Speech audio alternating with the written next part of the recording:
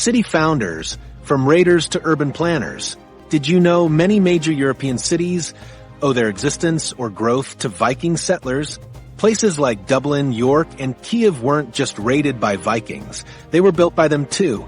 The popular image of Vikings burning cities to the ground only tells half the story. These same Norse people also founded thriving urban centers that continue to prosper today. The Vikings began as seasonal visitors to foreign shores. They would arrive in summer, trade or raid, and return home before winter. But something interesting happened over time. These temporary visitors realized that establishing year-round trading posts was more profitable than making dangerous journeys back and forth across the sea. What started as simple wooden structures built near good harbors gradually developed into permanent settlements with organized streets, workshops, and houses. Dublin offers perhaps the clearest example of Vikings transforming from raiders to city founders. In 841, Norse ships arrived on the eastern coast of Ireland. They initially built a fortified camp near the mouth of the River Liffey, a simple long fort ship harbor that served as a base for raids into the Irish countryside. But this temporary outpost soon became something much more permanent. Archaeological excavations in Dublin have uncovered the gradual evolution from camp to city. By the 900s, Vikings had established a proper town with regular streets and permanent wooden buildings. The settlement included a busy harbor, markets, and craft workshops where artisans created jewelry, textiles, and leather goods. Most revealing are the house foundations archaeologists have uncovered. They show a transition from Viking-style longhouses to more urban building types, showing how Norse settlers adapted to urban living. The Vikings brought urban planning concepts that were rare in Ireland at that time. They organized Dublin into a grid pattern with planned streets rather than the organic, unplanned growth common to many medieval towns. Excavations along Fishamble Street in Dublin revealed an organized layout of over 200 houses, workshops, and yards from the Viking period.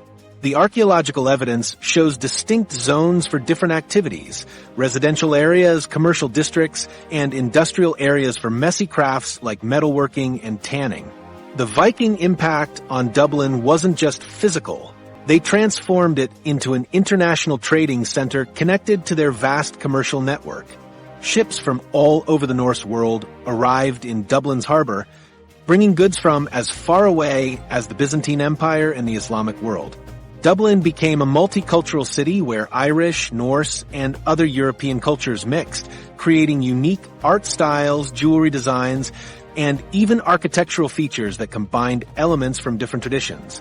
York, known as Jorvik during Viking times, tells a similar story of transformation. Vikings captured the Anglo-Saxon city in 866. Instead of just plundering and leaving, they recognized York's strategic location at the junction of two rivers and decided to stay.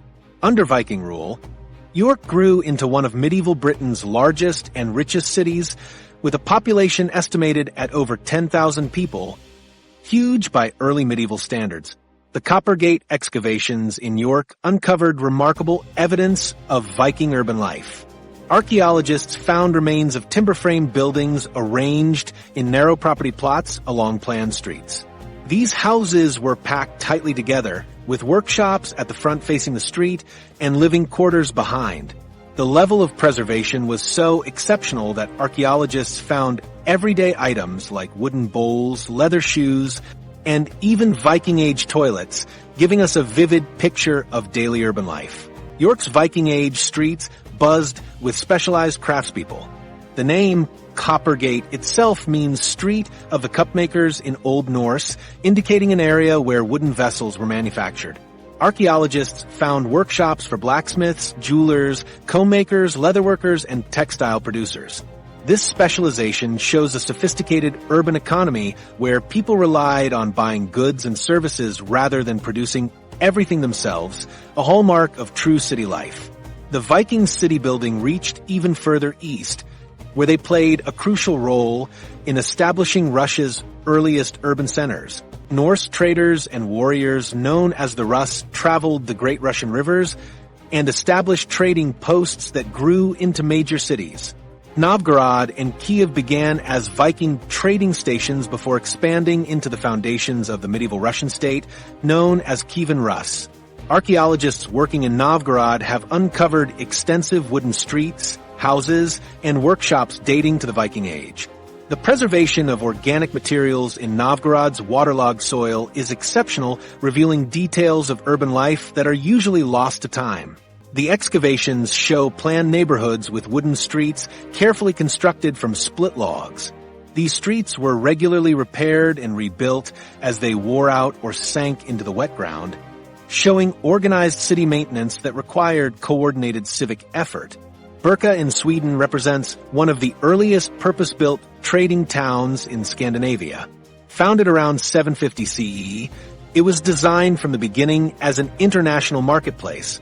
Archaeological investigations show a carefully planned town with a street grid, designated craft areas, and a harbor facility. Defensive walls surrounded the settlement, and a separate area contained pagan burial grounds. Birka's artifacts reveal connections to places as distant as the Byzantine Empire and the Islamic world, showing how these Viking trading centers connected Northern Europe to global trade networks. A key feature of Viking urban centers was their multicultural nature.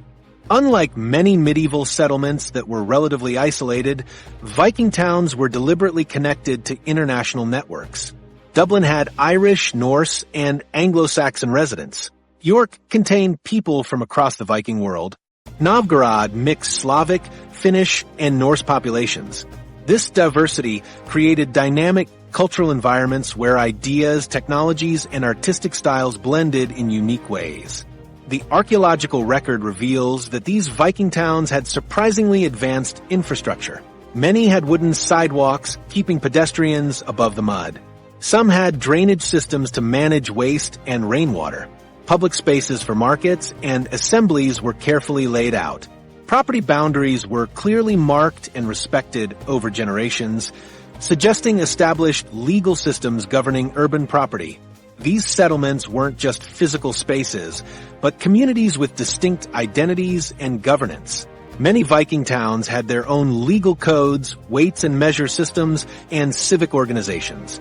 They minted their own coins, controlled local trade, and developed unique cultural traditions that mixed Norse elements with local practices.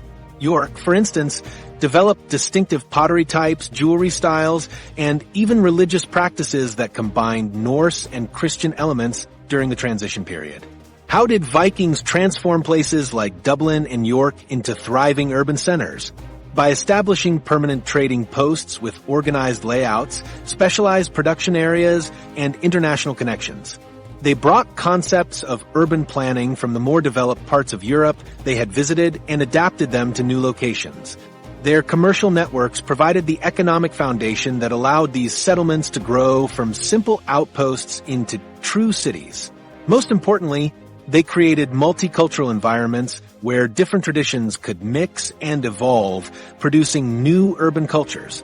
The Vikings' legacy continues in these cities today. Modern Dublin's street pattern still partly follows the layout established by Viking settlers over 1,000 years ago. York celebrates its Viking heritage with museums and archaeological sites. Across Northern Europe, cities that began as Viking trading posts still occupy critical positions in transportation networks and regional economies. But what innovations allowed Vikings to reach such distant places to build their trading empire in the first place? The answer lies in their revolutionary ships, technological marvels that combined features no other vessels of their time could match. These ships were the key that unlocked the Vikings' ability to reach places across 3 continents, enabling their transformation from coastal raiders to international traders. The revolutionary Viking ships. City founders. How did a people from remote Scandinavia manage to reach North America, the Mediterranean, and Russia when most Europeans rarely traveled beyond their villages? The answer lies not just in Viking courage, but in their revolutionary ships. These vessels weren't just transportation, they were the technological marvel that made the entire Viking age possible. Viking ships were so advanced for their time that they seem almost impossible. In an era when